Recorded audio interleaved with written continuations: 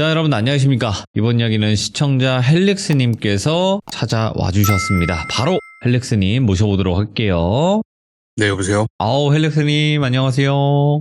네, 안녕하십니까. 네, 아이고. 자, 오늘 헬릭스님께서 해주실 이야기는 직업괴담 느낌이 될 것 같아요, 보니까. 예, 맞습니다. 이게 정확하게 직업 괴담이라고 하기에는 약간 좀 애매한 감이 있기는 한데, 네. 이 이야기의 시작은 이번 시참은 나만 모르는 이야기는 아닙니다. 네네네. 정말 시간이 가면 갈수록 느끼는 게 참 영향력이 대단해지시는 것 같아요. 왜요? 주변에서 계속 뭔가가 들어옵니다. 뭔가가 계속 얘기해서 네가 잘 정리해서 얘기를 좀 해줘라. 나 이런 일이 있었다. 근데 네. 레벨우가 아니다. 그거는 레벨우가 안 되니까 그거는 내가 차마 얘기를 못하겠다. 이렇게 쳐내는 것도 상당히 많아요. 그 정도로 하는데 이번 거는 이제 저도 어느 정도 경험이 있던 영역이에요. 그렇기 때문에 그쪽 돌아가는 생리는 어느 정도 알기 때문에 이게 이렇게까지 된다고? 이런 일이? 라고 생각해서 이거는 바로 따서 이제 대본을 좀 정리를 했습니다. 이제 제가 녹음을 해서. 어떤 직업일까요, 이건?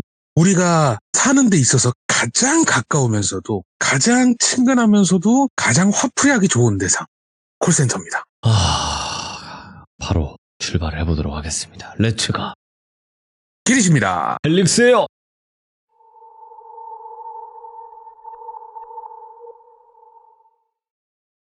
이번 이야기가 시간이 좀 많이 이전에 있었던 일입니다. 우리가 콜센터에 전화하면 뭐 잘해주세요, 뭐 욕하지 마세요, 뭐 친절하게 해주세요 라고 얘기가 나오면서 항상 나오는 멘트가 산하완전 기본법에 의거하여라는 말이 나와요. 그쵸, 녹음된다고. 네네, 맞습니다. 그 법이 제정된 지가 얼마 되지 않았어요. 근데 이 법에 대한 존재 자체가 없었을 때, 사람들이 생각조차 못했었을 때 일이고, 해당 당사자분, 이제 주인공분은 편의상 돌비라고 칭하겠지만, 그분이 그 콜센터의 장으로 계셨을 때의 얘기입니다. 지금은 이제 은퇴한 지 꽤 되셔서 그쪽 분야는 아예 이제 안 하시지만, 그리고 해당 기업도 지금은 없습니다. 센터장이셨구나, 그때 당시. 네네. 그 콜센터 장이셨는데, 저도 이제 어렸을 때, 그리고 뭐 콜센터 쪽에서 일도 해봤고, CS 담당도 해봤고, 이제 하다 보니까 그쪽 돌아가는 생리를 알면서 그때는 이런 일이 있었어 라고 얘기하는데, 이거를 우리가 언론에서 못 봤다고요? 라고 할 정도로 굉장히 놀랐었습니다. 가볼게요. 네, 이야기의 시작은 언제나 그렇듯이 술자리서부터 시작이 됩니다. 저랑 이제 돌병님하고 대작을 하면서 막 얘기하는데, 야, 니 옛날에 콜센터 일했을 때 너 그때 기억나? 저야 진상들 담당 아닙니까? 그건 나 때는 또 시작이 되는 거예요. 야, 나 때는 네가 있을 때 이거하고 비교가 안 됐어. 전화를 끊지를 못했어. 회사 방침이 그랬다. 지금은 강제로 끊을 수 있는 법적 조항이 있고 네가 일했을 때도 회사 차원에서 강제로 끊어버렸지만 우리 때는 그게 없었어. 잘 생각해봐. 야, 우리 콜센터 보면 정말 많잖아. 무슨 S사, L사, 무슨 H사, A사, B사 정말 모든 회사들이 다 거진 어느 정도 규모가 있는 데는 콜센터 다 가지고 있지. 네, 그렇죠. 근데 거기에 일하려면 뭐가 필요할 것 같아? 어린 귀족님들은 그냥 참고 삼아 들으시면 됩니다. 들을 줄 아는 귀만 있으면 됩니다. 예. 네, 그리고 감정을 컨트롤하는 방법만 알고 있으면 콜센터 어디든 다 취업할 수 있어요. 거기에 짜놓은 대화라든지 이런 업무적인 흐름이야 당연히 알아야 되겠지만, 네. 기본적인 소양은 귀가 뚫려 있고 열려있는 귀이지만 내가 머릿속에 저장하지 않고 그냥 통과시킬 수 있는 능력. 네. 그것만 있으면 되는데 그만큼 취업도 잘 되지만 그만큼 퇴사율도 많고 회전율이 정말 빠른데요. 당연히 아시겠죠. 이제 이분이 딱 콜센터 장이 된 지 얼마 안 됐을 때 자리를 어느 정도 잡고 업무에 익숙해지고 할 타이밍이었답니다. 참고삼아 말씀드리겠습니다. 혹시나 귀족님께서 그럴 분들은 없겠지만 우리가 뉴스나 인터넷 썰이나 짤로 들었을 때 콜센터에 소위 말하는 진상들 고성방가를 한다든지 욕을 한다든지 패드립이나 성드립을 친다든지 이런 사람들이요, 전화 받는 순간 콜센터가 다 압니다. 악플러 다 같은 알아요. 놈들. 네, 악플러 같은 놈들. 네, 010-1234-5678이 딱 뜨는 순간 팝업창이 빡 떠요. 그리고 빰 스팸 워닝이라는 그런 소리가 나는 회사들도 있다고 하고요. 오. 물론 회사 관계자는 없다고 얘기합니다. 하지만 다 있어요. 그리고 그런 시스템이 없으면은 번호로 공유를 합니다. 다 공유를 해서 이 사람이 오면 너희가 응대하지 말고 고참들이나 상급장 토스를 해라. 네. 너희들이 케어가 안 되는 애다. 라고 다 압니다. 그러니까 마지막에 전화 끊을 때 친절하게 해주셔서 고맙습니다라고 한마디만 하면 그분은 그날 하루가 편해져요. 왜냐고요? 인센티브가 보통 2, 3만 원씩 들어오거든요. 그 말 한마디에. 오. 인센티브가 많이 들어옵니다. 그러니까 정말 내가 뭔가 원하는 게 있고 사람들한테 뭐 잘하고 싶으면 끝날 때 친절하게 전화 받아주셔서 감사합니다. 그 친절이란 말 한마디가 왔다 갔다 하는데 네.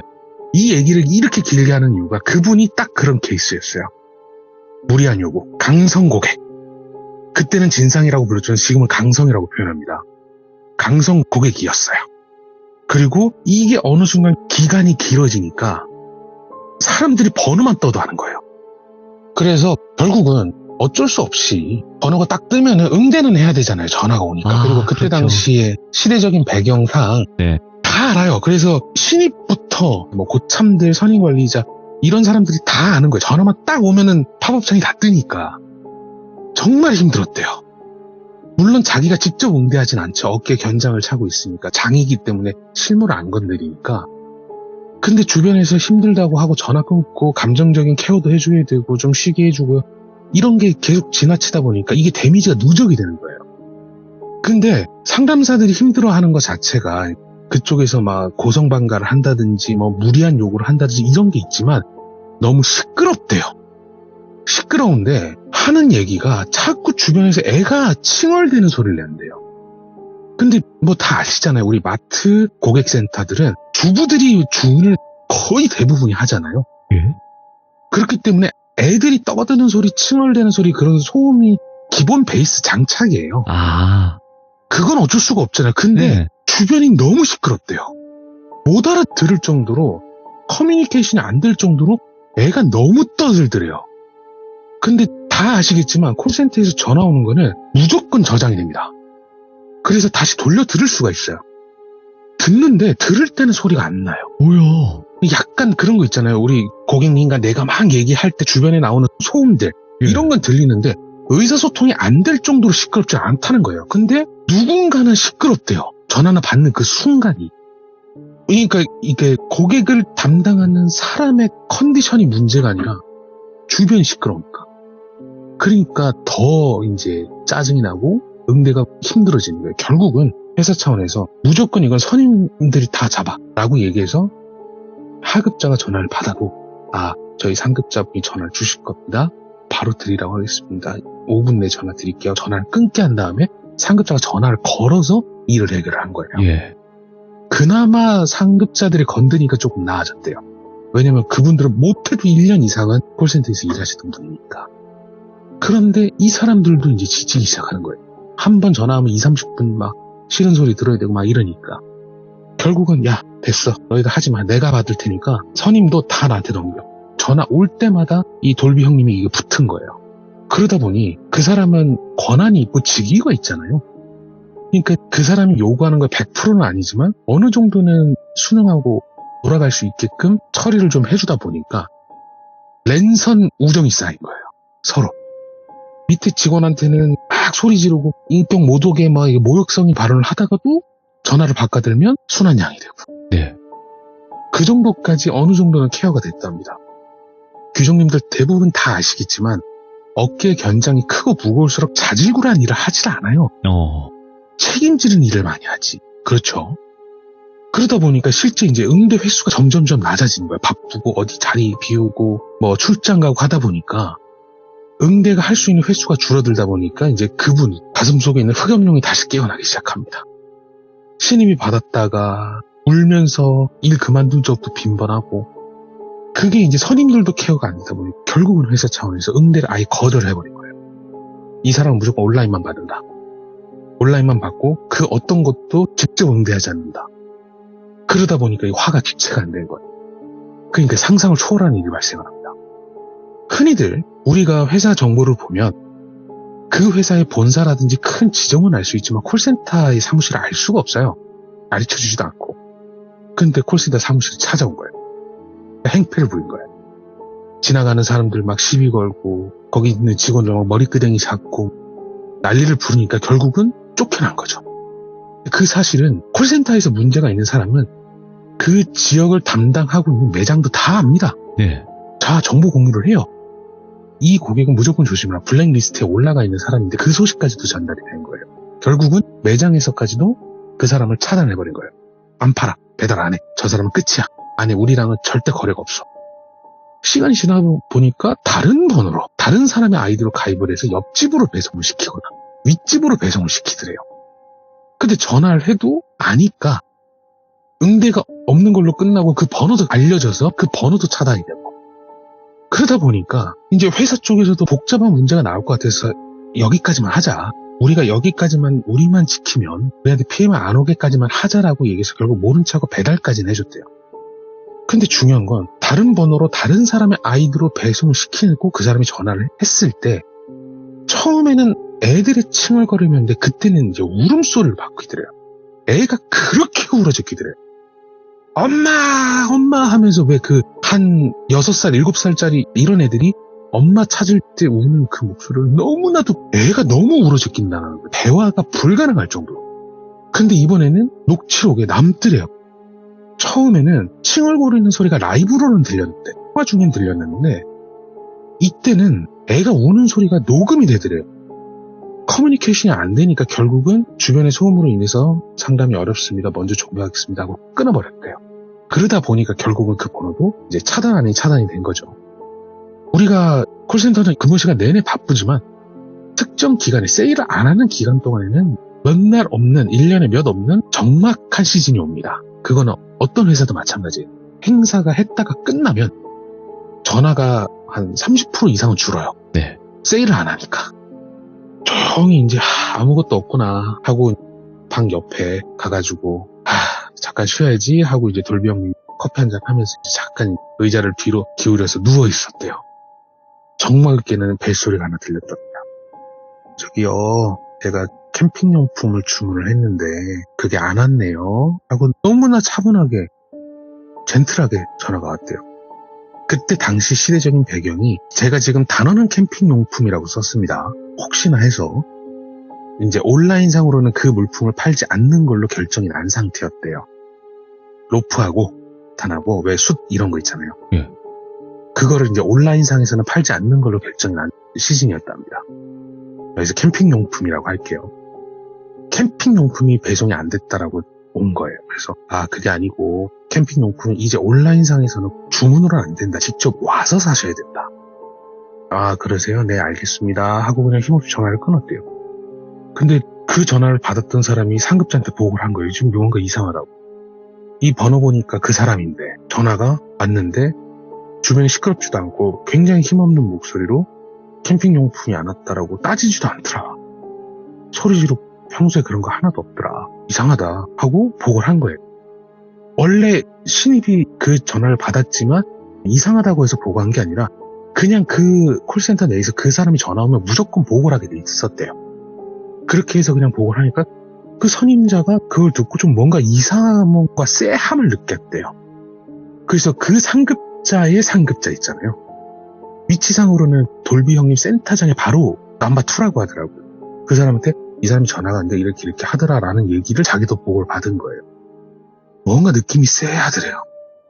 시끄럽지도 않고 애가 우는 소리도 안 들리고 주변도 조용하고 아무것도 없이 그냥 캠핑용품만 찾더라. 예. 원래는 FM대로 치면은 그러면 안 됩니다. 정보를 관리하고 있는 회사에서 특정 개인의 정보를 임의대로 사용을 하거나 빼면 안 돼요. 그거 불법이에요. 지금 굉장히 세게 하는데 원래 그러면 안 됩니다. 근데 순간 뭔가 찌릿했대요. 그분의 표현을 얘기하자면 찌릿했대요. 뭔가 좀 이상하다. 야, 주소지 갖고 와봐. 그래서 주소를 확인하고 이름하고 연락처하고 예전 거하고 남의 이름으로 된 거 다 확인하니까 주소를 봤다. 갑자기 핸드폰을 꺼내더니 전화를 하더래요. 그래서 예, 점주님, 네. 저 그 콜센터장 김돌비예요. 이게 딴 게 아니고 그 여자 블랙 여자 아시죠? 약간 좀 싸하네. 좀 꼬이한 게 좀 있는데 한번 좀 가보면 안 돼요? 그렇게 얘기를 하더래요. 물론 그 중간에 많은 일이 있었습니다. 근데 네. 간단하게 줄여서 얘기하면 딱 그렇게 되고 점주가 딱 듣자마자 아씨 갈까 말까 고민을 했대요. 근데 그래 너 얼굴 한번 보자. 누군진 모르겠는데 네가 우리를 내 밑에 있는 직원들 그렇게까지 개고생을 시켰으니까 네 얼굴 한번 보자 라고 생각이 들었대요. 그래서 옥하심정으로 점주가 몇 명을 픽한 거예요.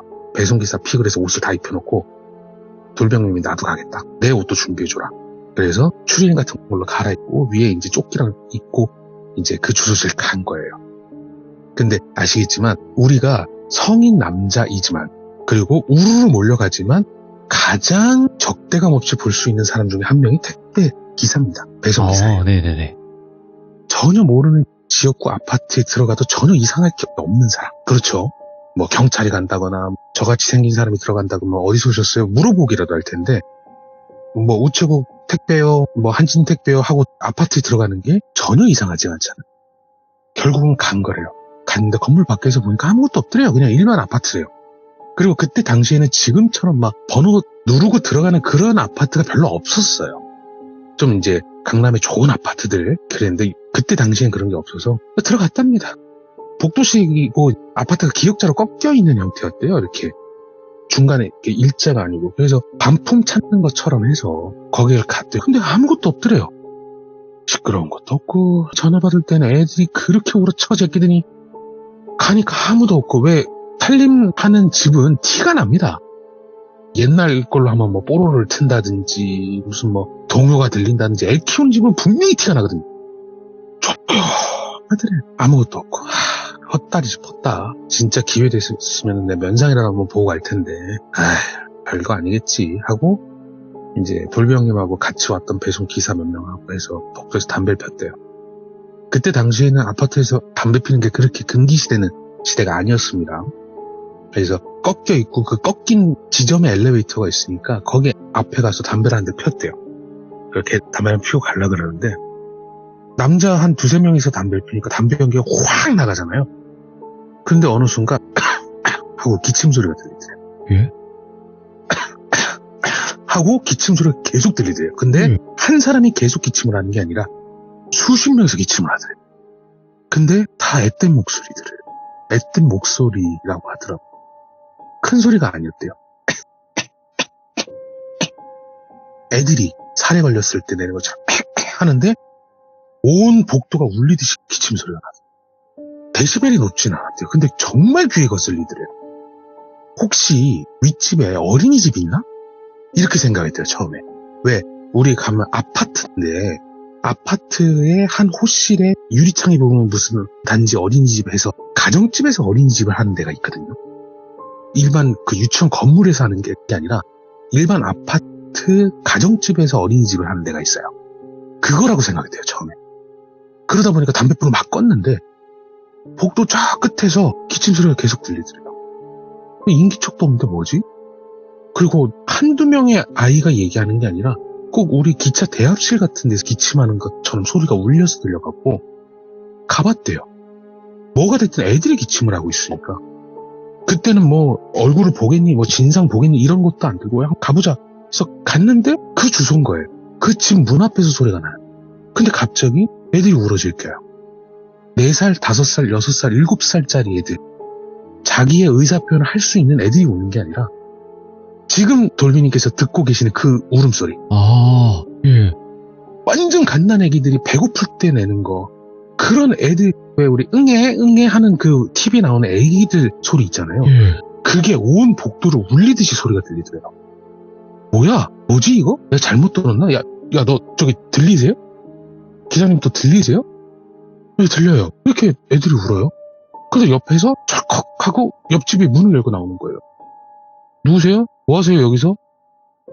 저희 어디 땡땡 회사 저희 배송 기사들인데 반품 때문에 왔는데 갑자기 이상한 소리가 들려서 지금 수거를 못하고 있다. 이 집에서 수거를 해야 되는데. 에? 반품이요? 반품이요? 여기 맨날 보니까 앞에 반품이라고 써서 놔두는데 오늘은 없던데? 아니 근데 저기 죄송한데 선생님 이 울음소리 들리세요? 그러니까요. 이것 때문에 나온 거예요. 뭔 일이에요? 애가 애들이 왜 이렇게 울어요? 몰라요. 저 반품 가지러 왔는데 애들이 이렇게 울어요. 근데 그 옆집에서도 나온 거예요. 쭉 희한 남자가 한 명, 시끄럽게 이씨 막 욕 뱉으면서 나와가지고, 동네 시끄럽게 뭔 애들이 키우냐고 하고 나왔는데, 누가 봐도 조금 껄렁한 친구인데, 뭐예요? 무슨 일 있어요? 성인 남자들이 막 서 있으니까 뭔 일 있으니까, 아니요, 저희 그 배송 기사인데 반품 가지러 왔다가 애들이 울어서 지금 여기 있는데 옆집인 것 같다. 그래요? 딱 보는데 뭔가 느낌이 이상하더라고요. 저기 선생님 죄송한데 여기 혹시 집에 문제 있는 거 아니냐고. 애들이 이렇게 오는데 혹시 뭐 어른 없이 애들만 나는 거 아니냐고. 아니요, 여기 여자 혼자 사는데 애들 없어요. 그래도 뭔지 모르니까 한번 경비실에 관리사무소나 한번 얘기를 해볼까요? 그러니까 뭔 이런 거 가지고 얘기하냐고. 그냥 뭐 TV 같은 거 틀어놨겠지 그랬는데 아무리 봐도 이상해요. 근데 이제 복도식 아파트에 보면 아시겠지만 대문 옆에 보면은 작은 방 창문이 있어요. 창문을 혹시나 해가지고 창문을 살짝 탁 열었는데 이상한 냄새가 나더래요. 어떤 냄새였냐 그러냐면, 표현하는 게 남자분들은 아실 겁니다. 여름에 장마철에 유격을 갔다 왔어요. 비를 쫄딱 맞고 일주일 내내 씻지도 못하고 내무실에 들어가서 다들 뻗어서 잤어요. 근데 중대장이나 대대장이 문 열고 딱 들어왔습니다. 그때 나는 그 냄새들, 완전 그 암모니아 냄새, 찌든 땀 냄새랑 막 찌든 냄새가 쩔어 있는 듯한 냄새가 나더래요. 일반 가정집에서 절대 날 수 없는 냄새들이에요. 이상하다.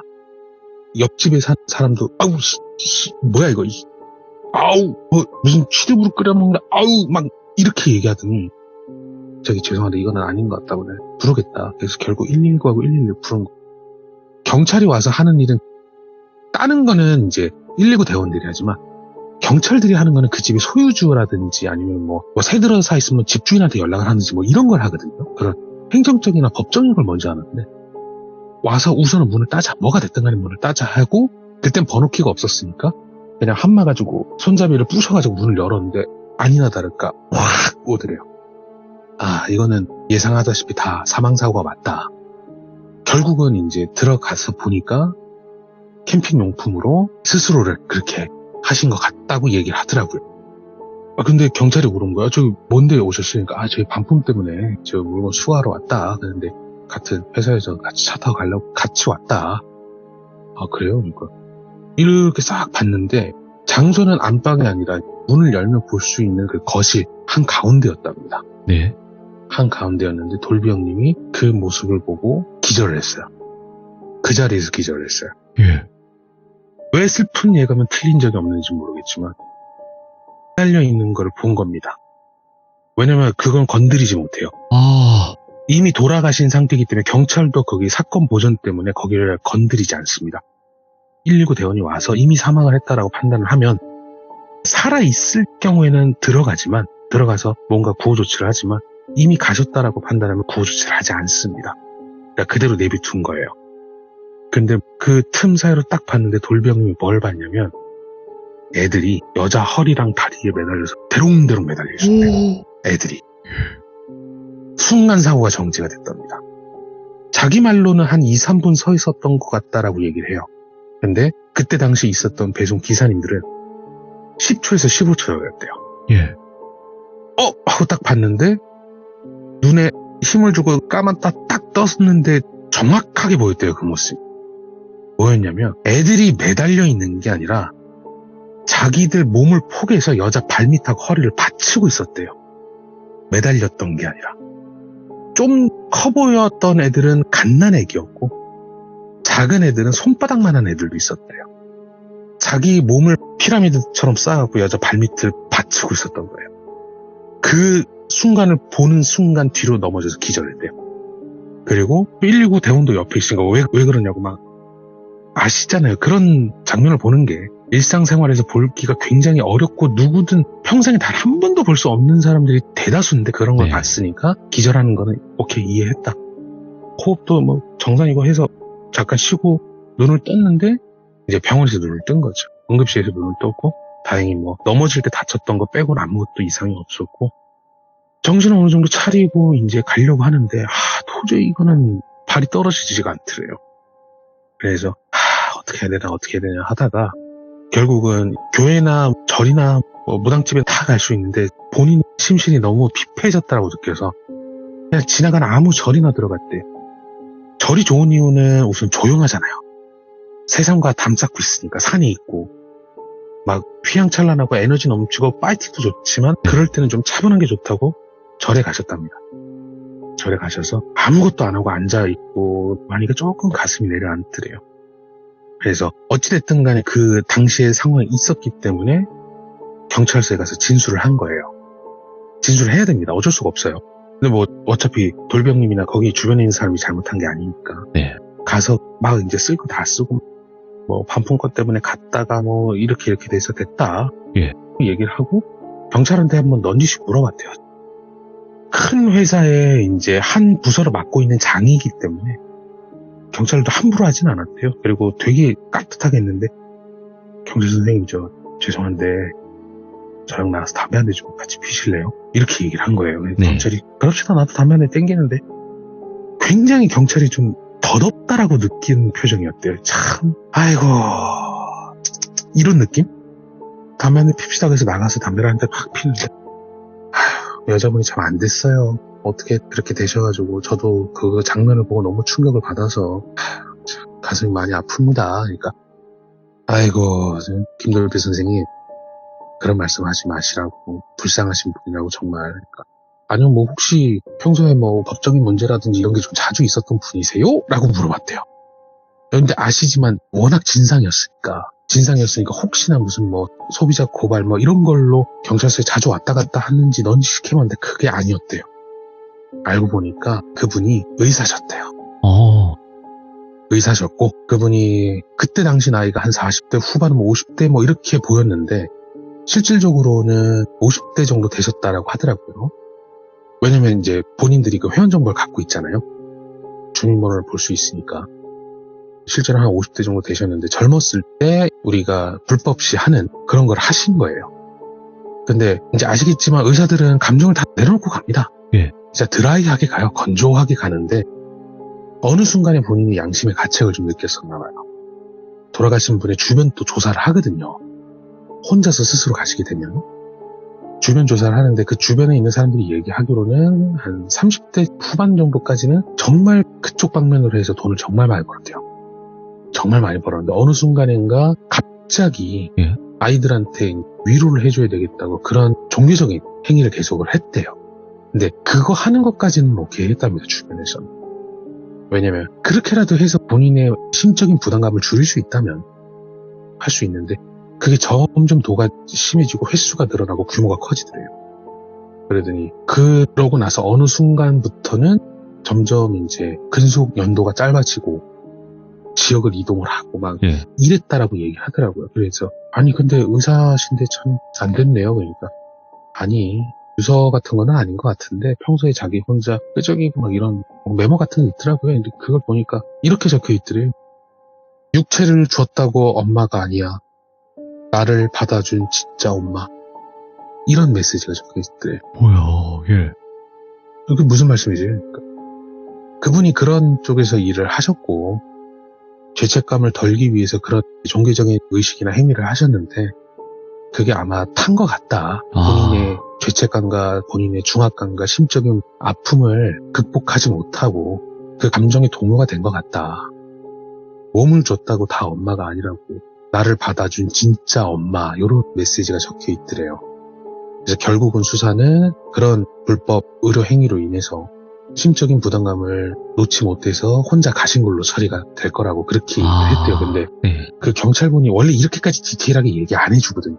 그냥 혼자 가셨다 그랬는데 알고 보니까 이제 경찰분도 젊었을 때 아이를 보내본 적이 있었던 분인 것 같대요. 근데 그 불법적인 게 아니라 잘못 위치를 잡는다든지 아니면 왜 초반에 좀 외부에 큰 충격이 있으면 그렇게 되기도 하잖아요. 예. 그런 것 때문에 아이를 보냈었나 봐요. 거기에 막 자기도 감정이 타는 거예요. 원래 경찰이 그러진 않는데 아이고 얼마나 이 사람이 마음이 아팠겠냐. 결국 나랑 똑같은 거 아니냐고. 성별만 다르고 직업만 다르지. 나랑 감정이 뭐가 다르겠냐고 하면서 네. 혀를 차면서 선생님 이제 다 끝났으니까 이제 가셔도 됩니다 하고 경찰은 쓸쓸하게 들어가더래요. 네. 그래서 어떻게 해결할까 하는데 자기가 할 수 있는 게 없잖아요. 돌병 입장에서는 이미 뭐 공권력이 들어갔고 이미 뭐 가실 분 가셨으니까 그때 당시에 이제 돌비 형님의 표현으로는 안 되겠다. 야, 참 우리가 사람의 감정 쓰레기통인데 우리는 오히려 우리가 누구를 위로해 줄 수도 있겠구나. 내가 솔직히 나 콜센터에서 일하는 거 싫은데 어디 가서 명함 한 장도 못 내미는데 그렇잖아요. 남들이 하기 싫어하는 일이잖아요. 대우받는 일이 아니잖아요. 불만이 있는 사람을 달래서 보내주는 입장이니까. 그래서 그냥 그러려니 해야 되겠다.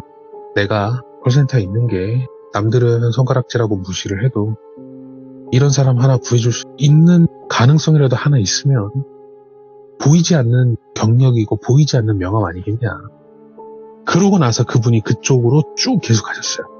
그래서 이제 최근은 아니지만 그 일이 끝나고 상당히 오랫동안 그쪽 계통에서 일을 하셨고 저랑은 이제 같이 일하시는 분의 지인으로 해서 그분 저랑 같이 술을 마시게 된 겁니다. 그리고 술자리에서 이 얘기를 해주셨던 거를 듣고 이렇게 시참을 하게 됐습니다. 야, 이것도 듣기 쉬운 얘기는 아니었네요, 확실히. 네. 그래서 처음에 말씀드렸던 것처럼 직업괴담이라고 하긴 약간 좀 애매하지만 왜 우리 흔히들 많이 얘기하잖아요. 뭐 콜센터에서 이상한 소리가 들렸네, 뭐 사무실에 뭐가 있네, 뭐 이런 거를 생각을 하고 들었는데 점점 얘기를 콜센터는 요만큼밖에 없어요. 점점 큰 얘기가 너무 커지니까 야 이거 어떻게 정리를 해야 될까. 예. 그리고 많이 날렸습니다. 이건 솔직히 표현이 그래서 그렇지 정말 한 45% 날렸을 것 같아요. 정말 리얼하게 다 얘기해 주셔요. 그때 당시 봤던 모든 순간들, 전화를 받으면서 있었던 일들, 멘트, 단어, 어조, 막 느낌 이런 걸 다 얘기해 주셨는데 한마디도 말을 못하겠어요. 이거 만약에 방송을 올라갔을 때는 삐삐삐삐삐삐삐삐 이렇게 될 거예요. 한마디도 넣을 수 있는 게 아무것도 없어요. 너무 잔인한 것도 있겠구나 싶네요. 정말 사람을 열받게 하는데 특화되신 분이었답니다. 그때 당시. 예. 사람 기분 나쁘고 열받게 만들고 무기력하고 본인의 감정선을 다 무너뜨릴 수 있을 정도로 너무 끔찍하게 얘기를 했대요. 그렇다고 뭐 시옷비읍 얘기하는 것도 아니고 예. 정말 사람을 열받게 얘기했답니다. 정말 그 자괴감이 들 정도로. 그래서 네. 그 멘트는 그냥 다 덜어냈어요. 그 정도로 심했대요. 근데 지금 그렇게 하면 바로 전화 강제로 끊어버립니다. 예. 지금 이 얘기를 들으시는 분들은 이제 가급적이면 콜센터에서 일하시는 직원분들한테 칭찬 한마디씩 해주시고 너무 업을 씹고 살지 않으셨으면 하는 전원이 있었습니다. 그분이 저한테 그렇게 얘기해달라고. 요즘에는 멘트에도 나오지만 그냥 네. 누군가의 가족이고 누군가의 아버지이고 어머니일 수 있는 분이잖아요. 맞습니다. 네, 그러니까 절대 그런 몰상식한 그런 행동은 하면 안 되겠죠. 아무래도. 맞습니다. 오늘 헬렉스님 이야기를 너무 깔끔하고 집중할 수 있게 전달해 주셔서 제가 너무너무 감사드립니다. 고맙습니다. 바로 방송으로 넘어가겠습니다. 네, 감사합니다. 네, 감사합니다. 자, 방금은 헬릭스님께서 들려주신 소름 끼치고 무서운 실화 이야기였습니다. 여러분들의 직업에서 겪었던 소름 끼치는 이야기 여러 가지가 있을 거라고 저는 분명히 생각을 하고 있습니다. 하지만 내가 말을 잘할 수 있을까? 내 이야기가 무섭지 않으면 어떡하지? 이런 고민을 하시는 분들이 있는데요. 일단은 이야기를 먼저 보내놓으시고 고민을 하셔도 늦지 않는다고 생각을 합니다. 꼭 보내주시길 바랄게요. 감사합니다.